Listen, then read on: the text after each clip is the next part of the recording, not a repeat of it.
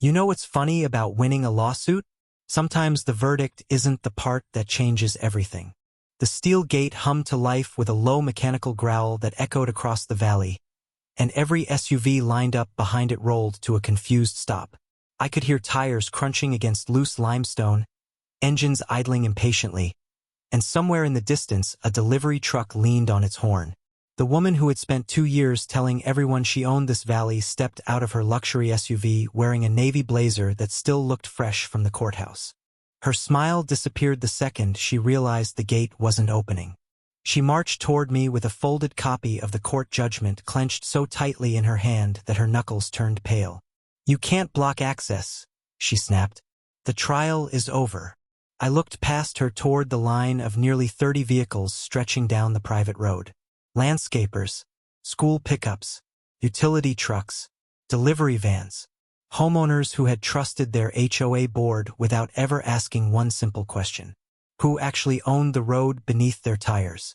I reached into my jacket pocket, pulled out a small brass key polished smooth from years of use, and handed another document to the county deputy standing beside me. He read it once, nodded quietly, and stepped back without saying a word. The silence that followed felt heavier than any courtroom argument I'd listened to all week. Then the electric lock clicked. The gate settled firmly into place. Nobody shouted. Nobody argued. They simply stared as reality caught up with them. Every single home behind that ridge depended on the stretch of gravel disappearing beneath my boots. The only legal entrance to their subdivision crossed land my family had owned since long before their neighborhood existed. They had just spent 18 months suing the one person who could decide whether that road stayed open. My name is Ethan Walker.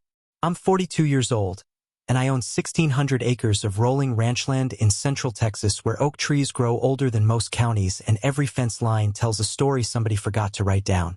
My grandfather used to tell me that land never lies, only people do. At the time I thought he was talking about cattle, weather, or old survey markers buried under cedar roots. I didn't realize he was preparing me for the day an entire homeowners association would convince itself that paperwork could rewrite history. The smell of warm cedar drifted through the afternoon breeze as I looked across the hills that had raised for generations of my family. Everything seemed peaceful now, but that quiet had been earned one courthouse hearing, one survey map, and one forgotten deed at a time. Standing there beside that locked gate, listening to frustrated engines echo through the valley, I realized something almost made me laugh. They hadn't lost because I was richer than they were. They hadn't lost because I hired better lawyers. They lost because they spent years believing ownership was whatever the loudest person claimed it to be. They never imagined the oldest piece of paper in the room would speak louder than every voice they brought into court. I was born on this ranch, although the hospital where my mother delivered me sat almost 40 miles away in the nearest town. My grandfather always joked that I came home before I was old enough to open my eyes because the first thing he ever carried me across was the cattle guard at the front entrance. Some families passed down watches or old photographs. Mine passed down fence lines, water wells, handwritten journals, and the responsibility that came with every acre.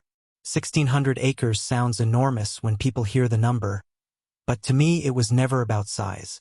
It was the rhythm of the place. Every morning began with the smell of fresh coffee drifting through the old farmhouse before sunrise. Then came the familiar creak of leatherwork gloves, the distant call of mourning doves, and the soft rumble of my pickup rolling down roads my grandfather had carved out decades before with equipment that would look ancient today. I learned every bend, every creek crossing, every limestone ridge long before I learned algebra. My father used to stop the truck at random spots and ask me where the property line ran. If I answered correctly, he smiled. If I guessed wrong, we climbed out together and walked until I found the survey marker buried beneath weeds or tucked beside an old oak tree. He always said that land remembers people who take care of it, but it never forgives those who assume they own it without proving they do. After both my parents passed within 3 years of each other, I inherited everything they had spent their lives protecting. Friends asked why I did not sell. Developers had been making offers since I was barely out of college. They promised easy money, luxury communities, golf courses, vacation homes, and modern neighborhoods. Every offer came with colorful brochures showing smiling families standing where my cattle grazed every winter. I thanked them for their time and sent them away. I never hated development. I simply believed some places deserved to remain exactly what they had always been. Most of my land stayed productive through cattle leases, hay production, and conservation agreements that kept the hills healthy during dry seasons. It was honest work, steady work, and the kind of life where your word still mattered more than expensive business cards. There was one feature everyone noticed before anything else. A narrow gravel road entered through an old steel gate, crossed nearly 2 miles of my property, and disappeared beyond a cedar ridge. Most visitors assumed it belonged to the subdivision, hidden on the other side of the hill because families drove across it every single day. School buses used it. Utility crews used it. Delivery trucks used it. Even emergency services relied on it without giving the road a second thought. I never minded. My grandfather believed good neighbors solved problems before they became arguments. As long as people respected the property, I never saw any reason to make life harder for anyone. The old brass key hanging beside my truck keys became such an ordinary part of my routine that I stopped thinking about it years ago. Every evening I unlocked the gate if maintenance crews needed access, checked the hinges, brushed away dust collecting around the lock, and closed everything before heading back to the house. At the time, it felt like nothing more than another chore at the end of a long day. I had absolutely no idea that one quiet stretch of gravel and one weathered steel gate would eventually become the single most valuable piece of property in the entire county. I met Victoria Langford on a bright Saturday morning that smelled like fresh mulch and expensive perfume. She pulled into my driveway in a pearl-white luxury sport utility vehicle that looked cleaner than any ranch truck had a right to be. Before she even introduced herself, she spent nearly a minute staring across the pastures with the careful smile of someone mentally dividing another person's property into future real estate listings. She finally extended her hand and complimented the ranch, but her eyes never stopped measuring fences, hills, and open fields. Victoria was in her early 50s, always dressed like she expected a photographer to appear without warning, and she carried herself with the quiet confidence of someone who had not heard the word no very often. She introduced herself as the president of Cedar Ridge Estates Homeowners Association, the subdivision beyond my eastern ridge. At first, the conversation sounded harmless enough. She talked about neighborhood growth, rising home values, and the importance of planning for the future. Then she casually mentioned how wonderful it would be if the community could eventually expand toward my property. I smiled politely and told her my ranch was not for sale. She laughed as though I had made a charming joke instead of giving a final answer. Over the following months, I noticed little changes. Survey crews began appearing near my eastern fence line. Real estate drones hovered farther than they should have. Luxury home advertisements started showing illustrations that looked suspiciously similar to my rolling hills. The strange part was that nobody ever contacted me directly about buying the property again.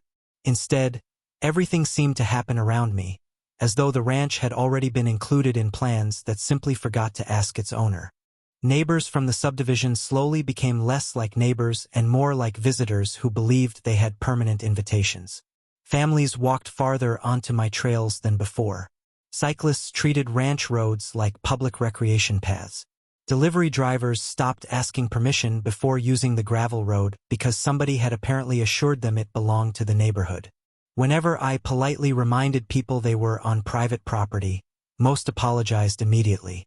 A few looked genuinely surprised. They insisted the association newsletters described the road as community access.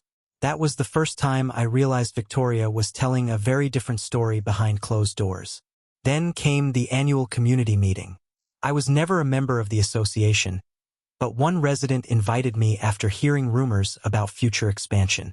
I sat quietly in the back while Victoria stood beneath a projector screen displaying colorful development maps. One slide caught my attention immediately. A bright green corridor stretched directly across my ranch, connecting the subdivision to the state highway. She tapped the screen with a polished pointer and confidently referred to it as the neighborhood's long-term access corridor. Nobody in the audience questioned where that corridor actually existed. They simply nodded as though ownership was a minor technicality that lawyers could sort out later. When someone finally asked whether the ranch owner supported the proposal, Victoria smiled with remarkable confidence. She said negotiations were progressing and that reasonable solutions always prevailed when communities worked together. I remember feeling strangely calm because I knew those negotiations had never happened. I had never received another offer, another letter, or another phone call. Driving home that evening, the sunset painted the hills deep orange, while dust drifted behind my truck in slow clouds. The old brass key hanging from the ignition jingled softly every time the road turned. At that moment it was still just another familiar sound, but something inside me whispered that the quiet years were coming to an end, and that the people beyond the ridge had already convinced themselves they owned far more than they ever legally possessed. The certified envelope arrived on a Tuesday afternoon with the same county mail carrier who had been driving this route since I was in high school. He climbed out of his truck, handed me the thick packet, and gave me a look that said he already knew it was going to ruin somebody's day. The paper felt heavier than it should have. Fresh printer ink mixed with the familiar scent of dust blowing across the porch as I opened it beside the old cedar rocking chair my father had built years ago. The first page carried the logo of a downtown law firm I recognized from television commercials. Cedar Ridge Estates Homeowners Association versus Ethan Walker. They were asking the court to recognize what they called a permanent community access right across my property. According to the filing, the road had allegedly become essential public infrastructure through years of continuous use. They claimed restricting that access would create unreasonable hardship for hundreds of homeowners. I read every page twice, hoping I had misunderstood something. I had not. They were asking a judge to transform private property into permanent community access because using it had become convenient. 2 days later, I attended a county planning meeting where I discovered the lawsuit was only one piece of a much larger strategy. Consultants displayed polished renderings showing another 200 homes planned beyond the eastern ridge. New parks, walking trails, retail space. Every single proposal depended on keeping that gravel road exactly where it had always been. Nobody mentioned asking permission from the person whose land carried the entire project. Instead, they spoke about future transportation needs, regional connectivity, and community investment as though ownership belonged somewhere near the bottom of the agenda. Victoria sat confidently in the front row, greeting officials by their first names and shaking hands with developers carrying expensive leather portfolios. When our eyes met across the room, she smiled politely, almost sympathetically, like someone already celebrating a victory that had not happened yet. The weeks that followed became a parade of paperwork. Survey requests arrived. Engineering studies appeared. Traffic reports estimated thousands of vehicle trips every month. Expert witnesses wrote polished opinions explaining why rerouting access would supposedly cost millions of dollars. The thicker their binders became, the smaller my position seemed on paper. Even longtime neighbors began asking careful questions. Some wondered whether selling a narrow strip of land might solve everything. Others assumed I would eventually reach a compromise because surely no single road could matter that much. They did not understand that this had stopped being about a road the moment someone tried to redefine ownership through convenience. I hired an attorney named Daniel Brooks, a quiet man with silver hair who spoke only after reading every document twice. His office smelled faintly of old books and black coffee, and every shelf held county record volumes thicker than telephone directories. After reviewing the complaint, he leaned back in his chair and sighed. He admitted the association had assembled an impressive legal team and substantial funding. Courts sometimes viewed long-established access differently than ordinary property disputes, especially when large communities depended on existing travel routes. He never told me to surrender, but I could hear caution hiding between every carefully chosen sentence. Driving home that evening, I rolled down the truck window and listened to gravel crackling beneath the tires as the familiar road stretched toward the ranch house. The setting sun reflected off the old steel gate waiting patiently at the entrance. I unlocked it the way I had thousands of times before, never imagining that the simplest routine of my life was about to become the center of the most expensive legal battle my family had ever faced. I had always believed that facts eventually rise to the surface if you give them enough time. The courthouse taught me that facts alone are not enough when the other side arrives with polished presentations, animated maps, and consultants who know exactly how to make assumptions sound like certainty. Every hearing seemed to tilt a little farther in their favor. Transportation experts described my private road as though it had already become a permanent public necessity. Economists calculated how much property values might decline if another access route had to be built. Civil engineers displayed colorful diagrams filled with arrows and traffic counts that made the gravel road crossing my ranch look more like a state highway than the quiet lane my grandfather had laid out decades earlier. Sitting at the defense table, I listened as complete strangers explained my own property to people who had never walked it at sunrise or watched rainwater settle into the limestone after a summer storm. Daniel remained calm through every argument, taking careful notes with a fountain pen that scratched softly across yellow legal paper. During breaks, he never raised his voice or promised easy victories. Instead, he reminded me that courts respected documentation above emotion. The problem was that the association had produced mountains of fresh documentation while most of my family's records lived inside weathered filing cabinets that had not been opened in years. Outside the courthouse, the pressure grew even heavier. Local newspapers published articles describing the dispute as a battle between one ranch owner and hundreds of homeowners. Television interviews featured residents worrying about emergency access, school buses, and future growth. Nobody interviewed me. Nobody asked why my family had protected that land for generations or how the road came to exist in the first place. The public story slowly shifted until refusing to surrender private property somehow looked selfish instead of lawful. Even ordinary errands became uncomfortable. People recognized me at the feed store or the hardware supplier and politely suggested there had to be a reasonable compromise. One older gentleman patted my shoulder and said sometimes progress required sacrifice. I smiled because arguing in the parking lot would accomplish nothing, but his words followed me all the way home. That evening the ranch felt unusually quiet. The wind carried the dry scent of cedar across the fields while cattle drifted lazily toward the stock pond, completely unaware that survey maps and legal briefs were trying to redraw the future beyond the fences. I stopped beside the old steel gate before driving through, resting one hand on the weathered post exactly as my father used to do. Years of sun had faded the paint until patches of bare metal showed beneath the surface. The brass lock clicked open with the same familiar sound I had heard thousands of times. For a moment, I simply stood there listening. Gravel shifted beneath my boots. Meadowlarks called from the fence line. Somewhere farther down the road, a breeze rustled through live oak branches. Everything about the ranch felt steady except the uncertainty sitting in my chest. Later that night, Daniel called after reviewing another stack of filings. His voice remained measured, but I could hear concern beneath every sentence. He explained that if we could not uncover stronger historical evidence about the property's legal history, the court might place significant weight on decades of uninterrupted community use. After we ended the call, I walked into the old ranch office where generations of ledgers, maps, and family papers filled dusty shelves from floor to ceiling. I switched on a single lamp, watched light spill across forgotten boxes, and realized that if the truth still existed, it was probably waiting somewhere inside the history everyone else had stopped believing mattered. I spent the next 3 nights inside the old ranch office with nothing but a desk lamp, a pot of black coffee, and enough dust to make every breath taste like history. Cardboard boxes filled one wall from floor to ceiling, each labeled in my grandfather's careful handwriting with years instead of descriptions.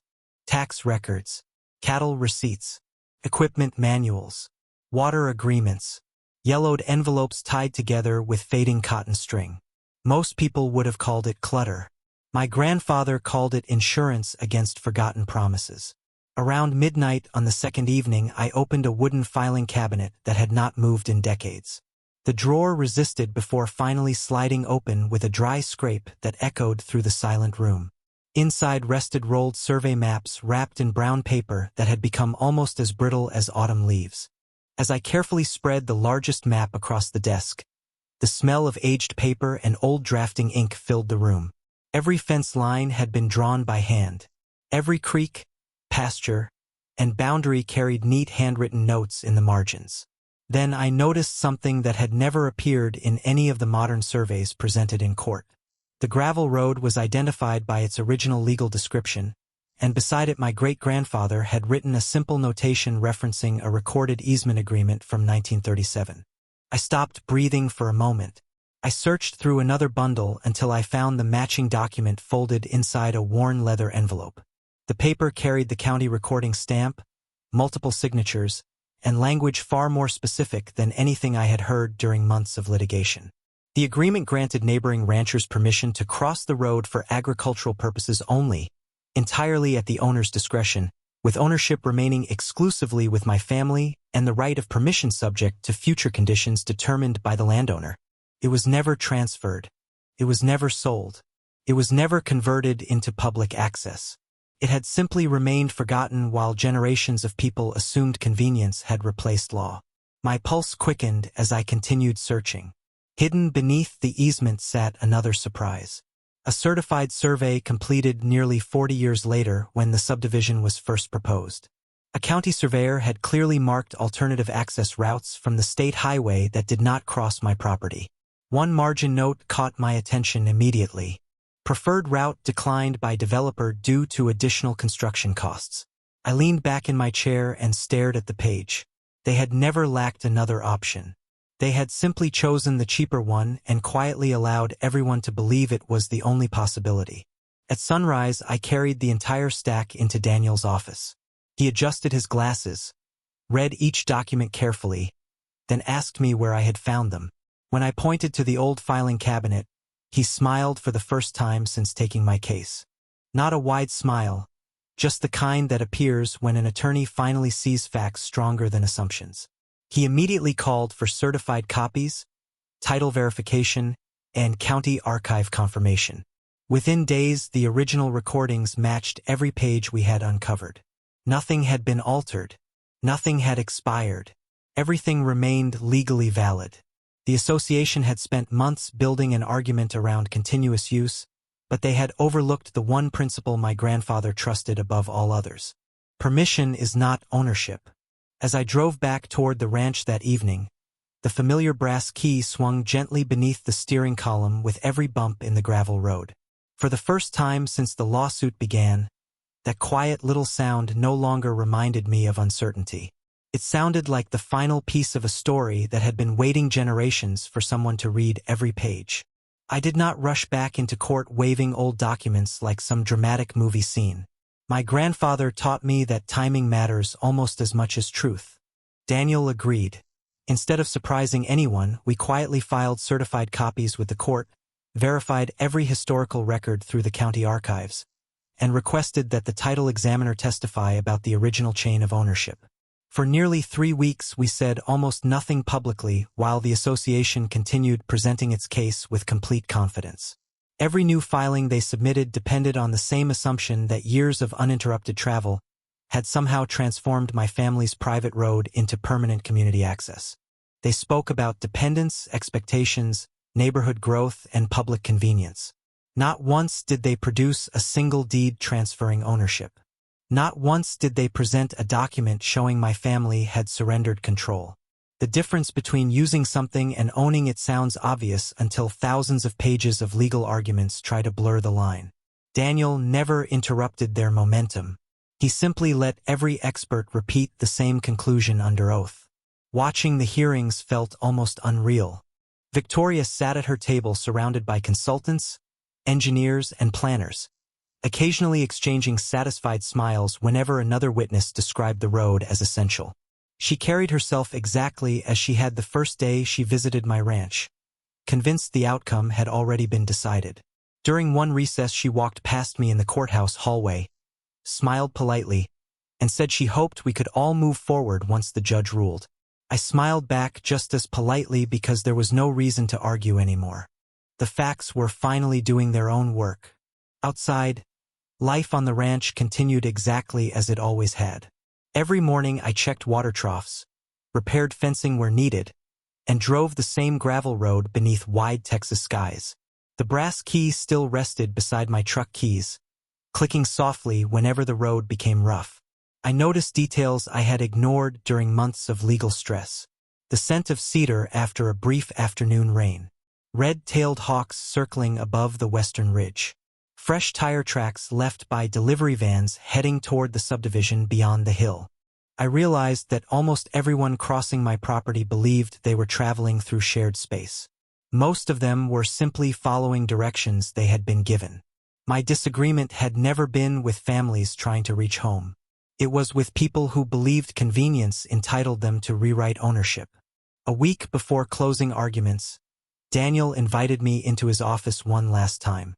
He spread every certified exhibit across the conference table in perfect order.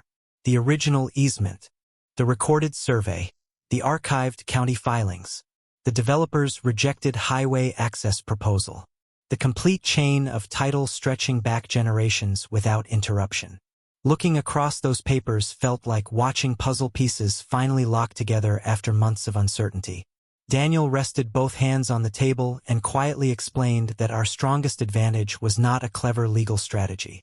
It was consistency. Every document supported the next one.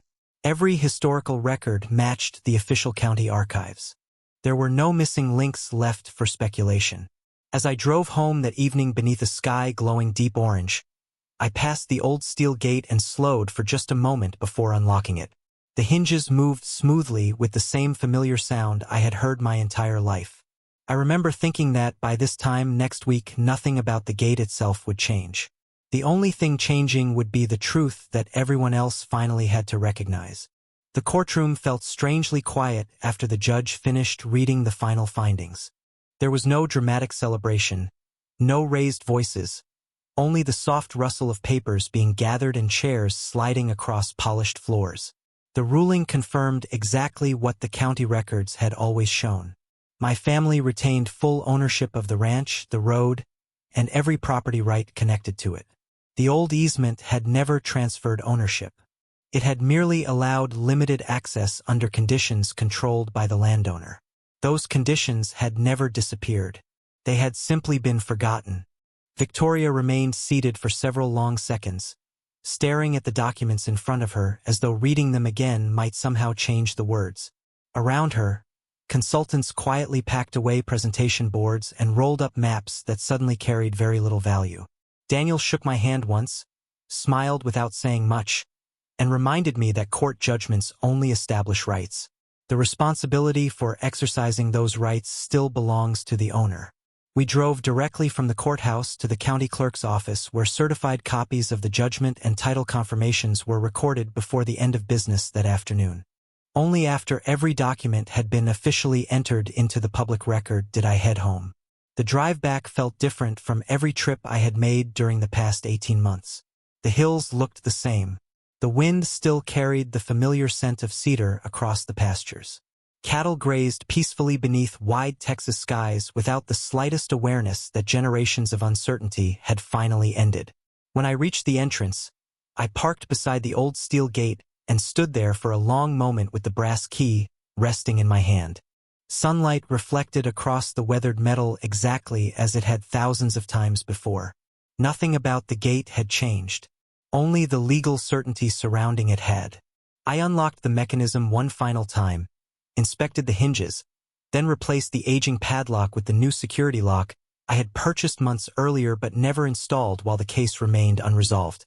A county deputy arrived shortly afterward, reviewed the recorded judgment, nodded politely, and confirmed everything had been completed according to the court's order. Together we watched as the automatic gate closed with a steady mechanical hum before the locking mechanism clicked firmly into place. Within minutes, the first line of afternoon traffic appeared from the subdivision beyond the ridge. Delivery vans slowed. Contractors stopped their pickups. Parents returning from school waited patiently, assuming the gate would open as it always had. Instead, they found a clearly visible sign mounted beside the entrance explaining that private access had ended and that all future entry required written authorization from the property owner. There were no arguments. Most drivers simply looked confused before turning around. Some stepped out to read the notice twice.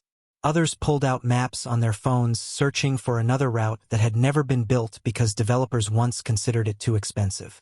By sunset, county officials had already begun discussing construction of a new public entrance entirely outside my property. The solution had existed for decades. It simply required someone willing to build it instead of expecting my family to provide it forever.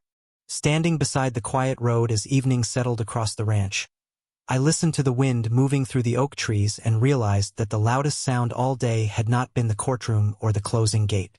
It had been the silence that followed when ownership finally spoke for itself. 3 months later, the ranch had settled back into the quiet rhythm I thought I had lost forever. The mornings still began with fresh coffee, the distant call of morning doves, and the familiar crunch of gravel beneath my truck as the sun climbed over the eastern ridge. The difference was not something you could immediately see. It was something you could finally feel. The uncertainty was gone. County engineers eventually approved construction of a completely new public entrance that never touched my property. It cost far more than the developers had hoped to spend all those years ago, but it gave the subdivision exactly what it should have had from the beginning: independent access built on land they actually had the legal right to use. Once the new road opened, the old steel gate returned to serving the purpose my grandfather always intended. It marked the beginning of our ranch and quietly reminded visitors that respect starts with recognizing where another person's property begins. A few residents from Cedar Ridge stopped by over the following weeks. Most came with sincere apologies, explaining they had genuinely believed the association's version of events because they had never seen the original records. I shook their hands, accepted their words, and wished them well. They had never been my enemies. They were simply people who trusted the wrong leadership. Even Victoria eventually resigned from the association after a new board was elected by homeowners who wanted transparency instead of assumptions. I never celebrated that news. Leadership changes, but communities continue. What mattered to me was that future decisions would finally begin with facts instead of confidence. One afternoon I carried the old survey maps, easement agreement, and county records back into the ranch office. Instead of returning them to forgotten boxes, I placed every document inside waterproof archival cases and labeled them clearly for the next generation. My grandfather had been right all along.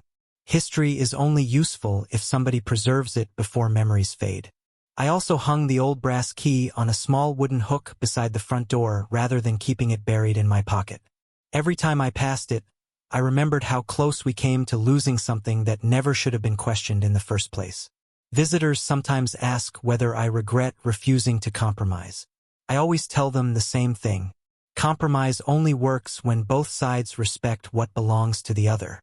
You cannot negotiate ownership by pretending history never happened. As the years pass, people will probably forget the lawsuit. They will forget the courtroom, the surveys, and the legal filings. Children growing up in the subdivision will assume their new entrance has always been there. That is exactly how it should be. Roads can change. Neighborhoods can grow. Communities can move forward. But the principle beneath all of it should never change. A person's property deserves the same respect whether it covers 1 acre or 1,600. Standing on my porch at sunset, watching golden light settle across the hills my family protected for generations, I realized the greatest victory was never about closing a gate.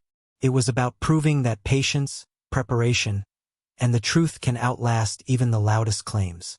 My grandfather used to say that land never lies. After everything that happened, I finally understood what he meant. Justice is not loud. It does not rush. It simply waits until every fact has found its rightful place. And when it finally arrives, it does not need to shout because the truth has already done all the talking.